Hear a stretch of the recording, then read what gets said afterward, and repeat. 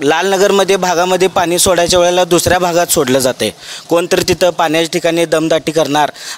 गटारीतलं पाणी चावीला येतं या आणि 1 तास पाणी येतं या। बोरचं पाणी आणून बायका आजारी पडायला लागल्या। कुठं जात आहे पाणी? पाण्याला त्या टोकाच नाही, इथं पाण्याला यायला लागतं, इथनं नारायणनगरला जायला लागतंय। परत वेळेला पुढच्या वेळेला बांधून यायला येतं, मतदान आलं की येतात, बांधून देतो म्हणतात आणि देत नाही। म्हणजे कागलच्या आमदार त्यांची ताकद जास्त पडते आणि इचलकरंजीच्या आमदार खासदारांची ताकद कुठंतरी कमी पडत्या असंच या प्रश्नातनं दिसतंय। इचलकरंजी महानगरपालिकेच्या रणधुमाळीत आम्ही आलो आहोत थेट तुमच्या प्रभागात। रस्ता नाही झाला, कचऱ्याची दुरावस्था, पाणी हवंय, शहरात बदल हवा। नुकत्याच झालेल्या प्रभाग रचनेनंतर नागरिक विचारतील थेट प्रश्न आणि इच्छुक उमेदवार मांडतील आपलं व्हिजन। इचलकरंजी बोले, इचलकरंजी बोले। चला पाहूया कोण जिंकणार मतदारांचा विश्वास, कोण मांडणार खराब विकासाचा रोडमॅप। तुमच्यासाठी खास कार्यक्रम इचलकरंजी बोले, फक्त माय महाराष्ट्रवर, सत्य आणि सडेतोड माध्यम। इचलकरंजी बोले, इचलकरंजी बोले, इचलकरंजी बोले, इचलकरंजी बोले। तर आपण कामगार चाळ परिसरात आहोत। येथील कर्मचारी आता आपल्या व्यथा मांडणार आहेत। काय समस्या भेडसावत आहेत तुम्हाला? नमस्ते, मी शेखर मांग। गेले जवळजवळ आता 15 ते 20 वर्ष झाली इथले रस्ता दुरुस्ती नाही आहे।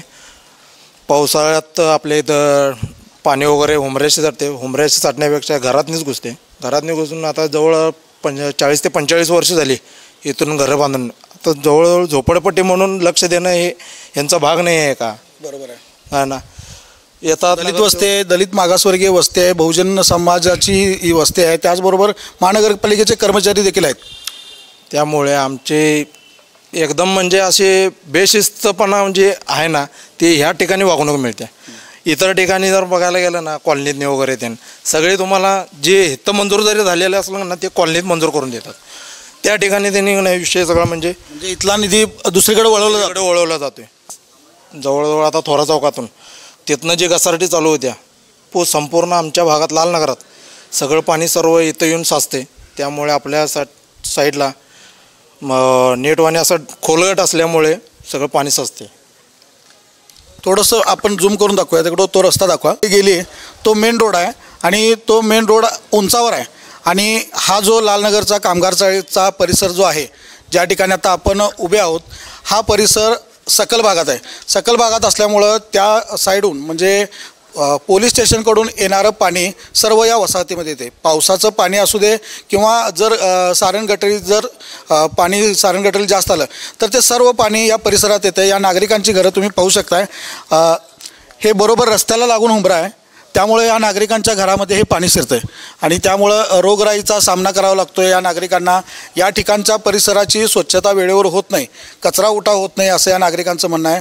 त्याचबरोबर येथील सार्वजनिक शौचालय आहे, त्या शौचालय आता नवीन शौचालय काय बांधल्यात, मात्र ते शौचालय कमी पडतात कारण ही लोकवस्ती प्रत्येकाच्या घरी शौचालय नाही अशी ही वस्ती आहे। त्यामुळं ह्या शौचालयाची देखील दुरावस्था झालेली आहे।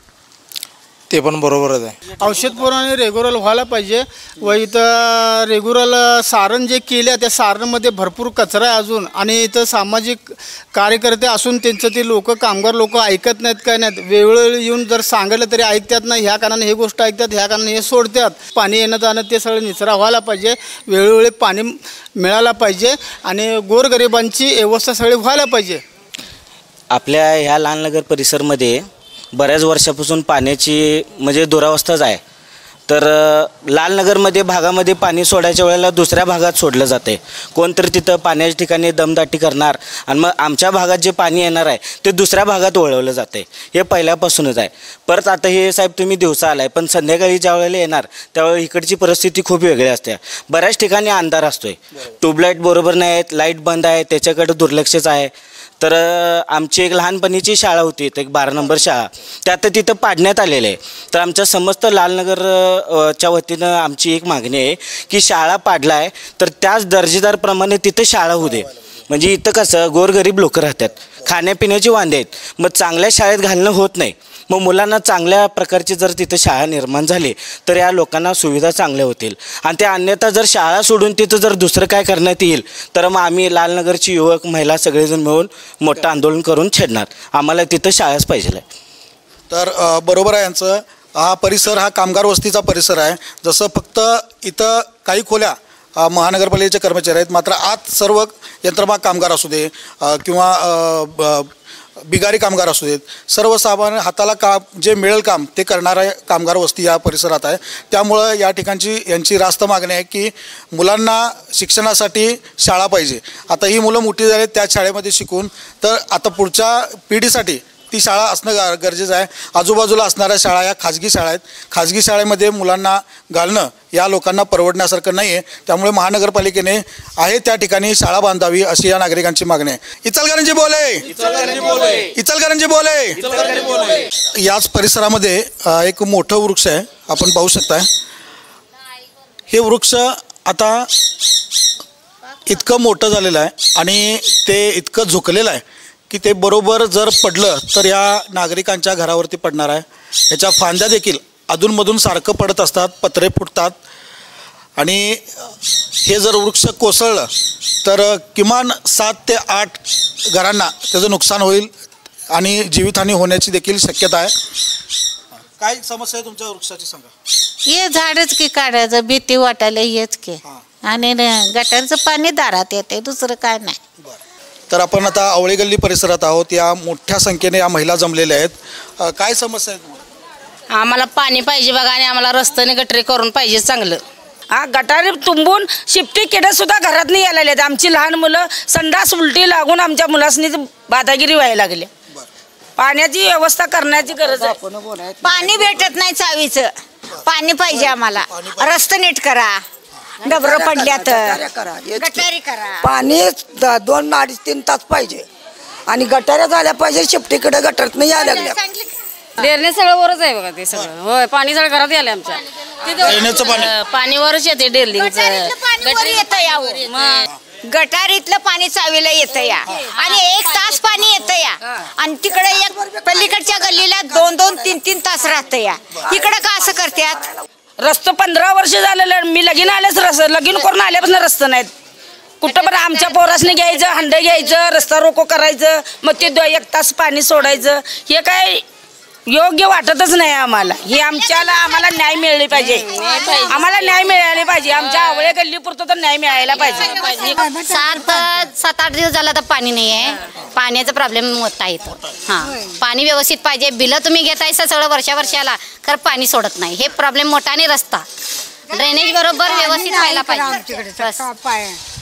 तर शहराच्या मुख्य भागात हे नागरिक राहतात आणि मुख्य भागात राहत असून त्यांना पाण्याची समस्याही इतक्या पद्धतीने भेडसावते. 6-7-8 दिवस पाणी येत नाही. त्यामुळे या नागरिकांची तारांबळ पाण्यासाठी उडते. मी तुम्हाला कॅमेऱ्यातनं या गल्लीचा परिसर देखील दाखवतो. नागरिक पाण्याची साठवणूक कशी करतात एक समोर झूम करून दाखवा. आता या 2 बॅरेलमध्ये 400 लिटर पाणी साठतंय.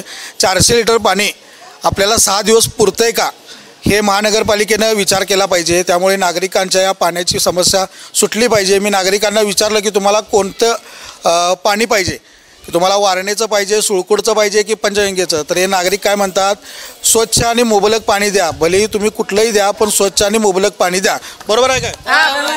बरोबर आहे. तर या नागरिकांचे प्रश्न हे मूलभूत प्रश्न सुटणे पाहिजेत. गटारींची आणि रस्त्याची तर दुरावस्था झाली आहे. ती तर आता सर्व ठिकाणी रस्ते आणि गटारीची कामं सुरू झालेली आहेत, ते होतील. पण पाण्याची समस्या ही मूळ त्यांना भेडसावते. ती समस्या सोडवली पाहिजे. त्याचबरोबर रस्त्याचं काम करताना या नागरिकांचं म्हणणं आहे की पहिला ड्रेनेज लाईनचं काम करून द्या. ड्रेनेज लाईनचे काम व्यवस्थित करून द्या आणि मग रस्त्याचं काम करा, असं देखील इथल्या नागरिकांचं म्हणणं आहे. इचलकरंजी बोले. तर आपण लालनगर क्रांती चौकात आहोत. या ठिकाणी मोठ्या संख्येने नागरिक जमलेले आहेत आपल्या समस्या मांडण्यासाठी. काय प्रश्न आहेत तुमचे? आमचं गटरीचं प्रश्न आहे. आळ्या आल्यात, हे परत उंदरं यायलात भरपूर आणि त्याला लक्ष कोण देत नाही. काय गटर स्वच्छ नाही, काय गटर स्वच्छ नाही, सगळं स्वच्छ करतात, भरपूर प्रकारचं म्हणजे टाकतात, पण उंदरं पण आहेत आणि आळ्या पण घरात आल्या तर स्वच्छ नाही अजिबात. नागरिक कचरा टाकतात. हां, गटर काढणारे काढतात, परत नागरिक कचरा टाकतात. कचरा टाकतात. घंटा गाडीवाले दोन दोन येतात, खरं कचरा टाकतात गटरीतच, असं आहे. आणि या बाजूला गटर भरलेले येतच नाहीत काढायला. कव्वा तर 8 दिवसांना कव्वा तर एकदा येतात आणि पुन्हा आजारी सगळे पडते तिथं कायम. आणि संडास महिना 2-2 महिने धुवायला येत नाहीत आणि पाण्याची प्रॉब्लेम तर आहेच. पाणी तर येतच नाही, 10-10 दिवस 15-15 दिवस येत नाही. पाणी येत नळाला पाणी किती दिवसात येते? 8 दिवसातनं. 8 दिवसात होय. कसं पुरवताय पाणी? मग तेच आता तुम्हीच विचार करा. बोरचं पाणी आणून बायका आजारी पडायला लागल्या. कुठं जात पाणी? पाण्याला त्या टोकाच नाही, इथं पाण्याला यायला लागतं, इथनं नारायणनगरला जायला लागतंय. मग आता कसं करायचं बघा. पाणी जास्ती भरून ठेवताव आणि मग बोरचं पाणी नेऊन वापरताव. काय करायचं मग? 1 तास पाणी ठेवतात नुसतं, 1 तास पाणी पुरतं माणसाला कसं राहणार? तर हे नागरिक इचलकरंजी शहरात राहतात आणि आता जसं की थोडंसं झूम करून दाखवा 1 मिनिट. या गल्लीचा टोक इकडं बघितला तर किमान 200 ते 300 मीटर आहे. आता डाव्या बाजूला दाखवा, इकडं किमान जरा नागरिक सारखा जरा, तर इकडं किमान 500 मीटरवर म्हणजे पाऊण किलोमीटरवर या नागरिकांना पाणी आणण्यासाठी घागर घेऊन, काकेत डोक्यावर घागर घेऊन पाणी आणण्यासाठी जायला लागतंय. बरोबर आहे? वय वय. अंडा डोक्यावर हातात काकत घागर, तिथनं पाणी आम्ही घरला नेतो. या वयात नागरिकांची ही समस्या आहे की पाण्यासाठी वणवण फिरावं लागतंय. भागात परिसरात जरी पाण्यात असलं तरी इतक्या लांब प्रवास करावा लागतोय त्यांना पाण्यासाठी. ही परिस्थिती पाण्याची गंभीर समस्या आहे. त्यामुळं पाण्याचा प्रश्न इचलकरंजीचा सुटणं हे अत्यंत महत्त्वाचं आहे.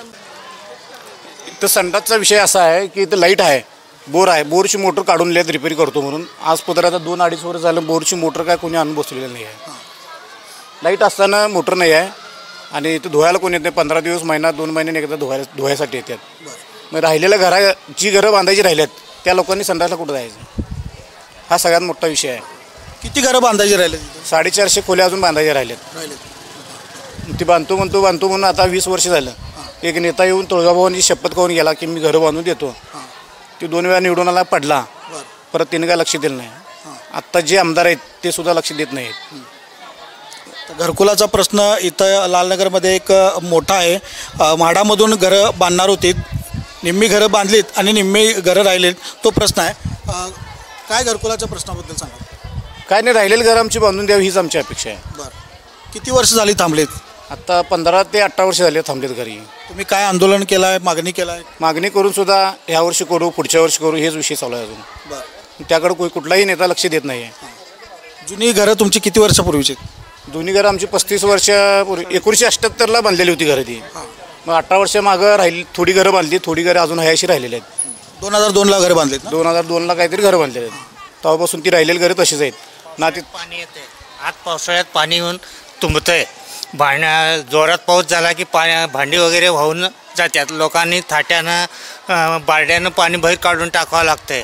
1-2 तास असा पाऊस जोरात झाला की गटरी तुंबल्या की घरातनं पाणी जात आहे आणि घरं बांधून देतो म्हणत असं 20 वर्षे गेली, काळ गेली. परत वेळेला पुढच्या वेळेला बांधून यायला येतं, मतदान आलं की येतात, बांधून देतो म्हणतात आणि देत नाही. हे असा विषय राहिलेला आहे, तो राहिलेला आहे.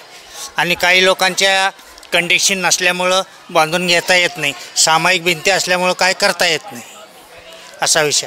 तुम्हाला आता नातवंड आले असतील? हां, नातवंड आहेत की, नातवंड आहेत, 3 मुलं आहेत, नातवंड आहेत 4-5. तर घरकुलाचा प्रश्न हा गंभीर आहे. स्थानिक रहिवासी आहे तिथले आणि हा परिसर, लालनगर परिसर हा कामगार वस्तीचा परिसर आहे. या ठिकाणी यंत्रमाग कामावरला जाणारे लोक आहेत, त्याच्यानंतर बिगारी कामावरला जाणारे आहेत, बांधकाम कामगार आहेत, असे सर्वसामान्य कामगार वस्तीचा हा प्रभाग आहे. हे लोक यांची घरे बांधून मिळणार होती, मात्र अद्याप ती घरे बांधून मिळालेली नाहीत बऱ्याच वर्षापासून. आता त्या घरांची अवस्था बघितली तर घरे जीर्ण झालेत, कधी पडतील अशी अवस्था आहे. बरोबर आहे? बरोबर आहे. तर या नागरिकांचं म्हणणं आहे की तात्काळ घरकुलांचे प्रश्न सोडवावेत. त्याचबरोबर इथं शौचालयाचा जो प्रश्न आहे तो गंभीर प्रश्न आहे शौचालयाचा. जरासं आत कॅमेरा दाखवा. तर हे शौचालयाची स्वच्छता 20-20 दिवस स्वच्छता होत नाही. या ठिकाणी लाईटचं कनेक्शन आहे, मात्र लाईटची सोय नाही. त्याचबरोबर या ठिकाणी बोरच्या पाण्याची मोटर काढून नेली आहे 2-2.5 वर्षापूर्वी, ती परत आणून बसवली नाही. त्यामुळे स्वच्छतेला पाण्याचा प्रश्न देखील इथे मोठ्या प्रमाणात भेडसावतोय. तर लालनगरमधला हा असा परिसर आहे. मी एका अशा गल्लीमध्ये आहे ज्या गल्लीमध्ये गटर नाही आहे. सोयीस्कर नागरिकांनी इथं पाणी सोडलेलं आहे आणि स्क्रीनवर तुम्हाला मी ही गल्ली दाखवतो आहे. एवढी अरुंद गल्ली आहे आणि त्या गल्लीच्या अडचणीमध्ये नागरिकांना आता खर्चाचं जे पाणी आहे म्हणजे आंघोळीचं पाणी त्याच्यानंतर नागरिक धुणे धुतात, भांडी घासतात, त्याचं पाणी जायलाच इथं वाट नाही अशी ही परिस्थिती, अशी ही गल्ली आहे. येथील नागरिक सांगतील पाऊस पडल्याने घरात पाणी शिरते. सगळ्यांचेच पाऊस पडल्याने घरातनी सगळं पाणी शिरते. वाटल रस्त्याला येते, जायला यायला वाट नसते. पुढे तरी अडचण आहे, तुम्ही बघू शकताय. तर सुतारमाळा परिसरात आपण आहोत. प्रभाग क्रमांक 8मधील सुतारमाळा परिसरात आपण आहोत. या ठिकाणी सुतारमाळा परिसरातील महिला सर्व जमलेल्या आहेत. यांच्याकडून जाणून घेऊया काय समस्या भेडसावत आहेत तुम्हाला. आणि 1 तासभर पण नसते. मला वाटतं आमच्या तर 40नी पाणी जात नाही. 10-15 40नी पाणी नाही आहे आणि बाकीच्या 40नी पाणी असते असं आहे. आणि पाणी पण घाणच आहे सोडा खरं, पण 8-10 दिवसानं पाणी यायला लागले. त्यामुळे पाण्याचा प्रॉब्लेम जास्त आहे. आणि पाणी सोडल्यानंतर 1.25 तास ते 1.5 तास अपुरा वेळ पाणी असते कमी दाबाने पाणी असते. त्यामुळे पाणी तुम्हाला पुरेपूर मिळत नाही. गटारीचा पण प्रॉब्लेम आहे. गटारी स्वच्छ करायला येतोय पण तो व्यवस्थित काढत नाही आहे असं आहे. आणि गटारीची पण दुरुस्ती वगैरे झाली पाहिजे. नाही आज काम केलं तर संध्याकाळी भाकरी मिळते आम्हाला, पण पाण्याची वाट बघायची काय, राबायला जायचं काय, भाकरी खायचं काय, लहान मुलांना उपाशी ठेवायचं. तिने काय आपल्याला देणार आहेत काय, नाही देणार. आज 1-2 दिवस देतील, उद्यापासून विचारणार नाही 5 वर्षे. कोण बघायला येणार आहेत काय. निवडणुका होत झाल्यानंतर त्यांच्या घरी तिने, आमच्या घरी आम्ही. तुम्ही खाल्ला काय, राहिला काय, कोण काय विचारायला येणार नाहीत.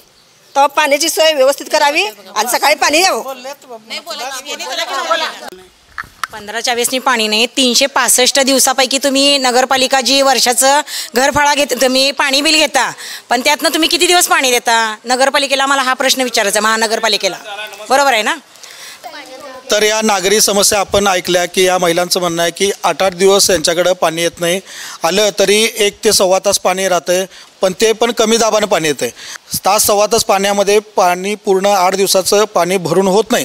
त्यामुळं इथं 3 ते 4 दिवस 2-3 दिवसानंतर पाणी संपतं आहे आणि परत पाण्यासाठी नागरिकांना वणवण करावं लागतं आहे. या प्रश्नासोबत इथले गटारीचे प्रश्न आहेत. गटारी स्वच्छता होत नाहीत. कर्मचारी आहेत मात्र ते गटारी स्वच्छ करत नाहीत अशी इथली परिस्थिती आहे. त्याचबरोबर रस्त्याचा प्रश्न आहे. गटारी तुंबतात, त्याच्यानंतर गटारीमध्ये आळे होतात, शेपटी किडे होतात. त्यामुळे नागरिकांना आरोग्याचा प्रश्न गंभीर भेडसावत आहे. आता सर्वात महत्त्वाचा प्रश्न जो इचलकरंजीला भेडसावणार आहे तो पाण्याचा प्रश्न. आणि या पाण्याच्या प्रश्नावरती आंदोलन करणाऱ्या सामाजिक कार्यकर्ते आपल्यासोबत आहेत. आता त्यांच्याकडून जाणून घेणार आहोत इचलकरंजीच्या पाण्याच्या प्रश्नावरती. मॅडम इथे गेले अनेक वर्षे झालं इचलकरंजीला पाण्याचा प्रश्न हा भेडसावत आहे. आणि पाण्याचा प्रश्न म्हणजे महिलांच्या जिव्हाळीचा प्रश्न आहे.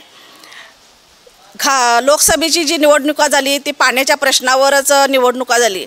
पाणी आम्ही इचलकरंजीला सुळकूटचं पाणी आणून देतो म्हणून ज्यावेळेला निवडणुकीचा मोठा प्रश्न इचलकरंजीतनं सगळ्या भागातनं तो अगदी त्यागाचा प्रश्न होता आणि त्या प्रश्नावरच निवडणुका झाली. परत लोकसभेची झाल्यानंतर विधानसभेची सुद्धा निवडणूक ह्याच प्रश्नावर झाली आणि इथल्या आमदारांनी सांगितलं की पाणी मीच आणणार, पण आज तागायत पाणी काय आलं नाही. तिने विधानसभेत हा प्रश्न मांडला, त्यांचं कौतुकास्पद कौतुक केलंच पाहिजे. पण त्याच्यावर निर्णय अंमलबजावणी ही आज तागायत झालेली नाही. त्याच्यामुळं इचलकरंजीला 8 दिवसानं पाणी सोडावं लागतंय आणि इचलकरंजीच्या महिलांना आज तागायत आज सुद्धा 8 दिवसानं पाणी मिळतं, ते पण दूषित पाणी असतं आणि अजूनसुद्धा पाण्यासाठी महिलांना वणवण फिरावं लागतंय. जरी पाण्याची वाट बघत बसायचं, कामाला जायचं, काम खाडं करायचं, आज पाणी येणार आहे, उद्या पाणी येणार आहे, हे महिलांच्या मागं लागलेला आहे. हा प्रश्न किती दिवस असा आदांतरित राहणार आहे माहीत नाही. आत्ता महानगरपालिकेची निवडणूक लागल्या, नगरसेवक येतील, महापौर होणार आहेत, ते सुद्धा हेच आश्वासन देतील की मीच पाणी आणणार किंवा मी पाण्याचा प्रश्न सोडवतो. पण हे किती दिवस खोटं बोलून निवडणुका तुम्ही लावणार आहात, जिंकणार आहात, हा या महिलांचा सगळ्यांचा प्रश्न आहे. आता आमच्या समोर प्रश्न पडलाय की निवडणुका आहेत पण मत करायची का नाही, कारण तुम्ही खोटं बोलून 2 निवडणुका निवडून गेलात. आता 3री निवडणूक महापौरची आहे, आम्ही मतदान करायचं का नाही. पाण्याचा प्रश्न अगोदर सोडवला असता, तुम्हाला माहीत होतं की पुढं निवडणुका लागणार आहे आणि पाण्याचा प्रश्न सोडवला पाहिजे असता काय तुम्ही कुणी खासदारांनी आमदारांनी हा प्रश्न काय अंमलबजावणी झालेला नाही, प्रश्न सुटलेला नाही, महिलांच्या डोक्यावर तो प्रश्न आहेच तसा आहे. आता आम्ही कशाच्या आधारावर मतदान करणार? जे लोकप्रतिनिधी असतात त्यांच्याकडूनच मागणी केली जाते, त्यांच्याकडेच हट्ट धरला जातो आणि हाक देखील त्यांनाच दिली जाते. सामाजिक कार्यकर्ते असल्या तरी यांचं म्हणणं अगदी बरोबर आहे की लोकप्रतिनिधी म्हणून त्यांचं हे कर्तव्य आहे की शहरवासियांची ताण भागवणे. आमच्या सुतारमाळा हा कामगार वर्ग आहे. महिला सगळ्या सकाळी कामाला जातात, पाणी नंतर आल्यानंतर ते कुठलं तरी इकडचं तिकडचं पाणी भरतात. हे 8 दिवस पाणी येत नाही, त्यांना माहीत झालंय, ते पाणी भरून ठेवतात आणि कुठलं बोरचं पाणी इकडलं तिकडलं गोळा करून ते भागवतात 8 दिवसाला. पण ह्या लोकांना कधी समजायचं की पाण्याचा प्रश्न सोडवायला पाहिजे आणि महिलांचा हा अडचणीचा प्रश्न आहे. हे सत्तेतले लोक असताना सुद्धा तुम्हाला हा प्रश्न सुटत नाही. मग आमच्यासारख्यांचं काय? आम्ही किती दिवस रस्त्यावर मोर्चे काढणार? आमच्या प्रश्नाकडे कोण लक्ष देणार? तुमच्या प्रश्नाकडे लक्ष म्हणजे कागलच्या जे आमदार त्यांची ताकद जास्त पडते आणि इचलकरंजीच्या आमदार खासदारांची ताकद कुठंतरी कमी पडत्या असंच या प्रश्नातनं दिसतंय. तर आपण ऐकलं या महिलांच्याकडून की हे सर्व महिला ह्या कर्मचारी आहेत, रोजंदारीवर काम करण्यासाठी जातात आणि त्याच्यानंतरच पोटाची खळगी भरतात.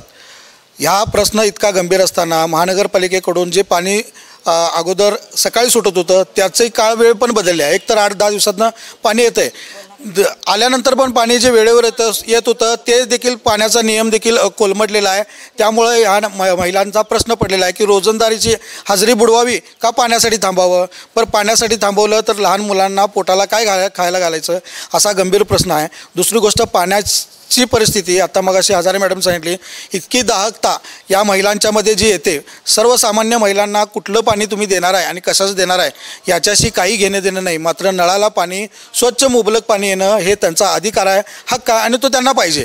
महानगरपालिका इचलकरंजीची महानगरपालिका झाली मात्र त्यांचे प्रश्न सुटले नाहीत. आत्ताच या महिलांनी सांगितलं की महानगरपालिकेमध्ये जाऊन आलो, आम्ही अधिकाऱ्यांना भेटलो, मात्र इथं कोणी अधिकारी कर्मचारी दखल घ्यायला आला नाही, अशी ही परिस्थिती आहे. असंच जर राहिलं तर महानगरपालिकेचा प्रश्न हा गंभीर बनत जाणार आहे, नागरिकांचे प्रश्न गंभीर बनत जाणार आहे. लोकप्रतिनिधी म्हणून यांची दखल घ्यावी लागेल आणि हे प्रश्न सोडवावे लागतील. तर आपण सकाळपासून हा परिसर 8 प्रभाग क्रमांक 9चा परिसर आपण सकाळपासून पाहिला. सर्व परिसर हा कामगार वस्तीचा परिसर आहे. प्रत्येकांचे प्रश्न रस्ते, गटारी आणि रस्त्यावरची लाईट नसते, त्याचबरोबर पाणी येत नाही, ह्या समस्या गंभीर आहेत. यामध्ये पाण्याचा प्रश्न सर्वात मोठ्या प्रमाणात जाणवला आहे आणि तो पाण्याचा प्रश्न सुटणं गरजेचं आहे. तर आज प्रभाग क्रमांक 9चा भाग आपण इथे समाप्त करतोय. उद्या परत भेटूया आपण प्रभाग क्रमांक 10मध्ये इचलकरंजी बोले या कार्यक्रमात. मी विनायक कलडोने, आमचे प्रतिनिधी रसूल जमादार यांच्यासह कॅमेरामन रियाज मुल्ला. इचलकरंजी बोले, इचलकरंजी बोले, इचलकरंजी बोले.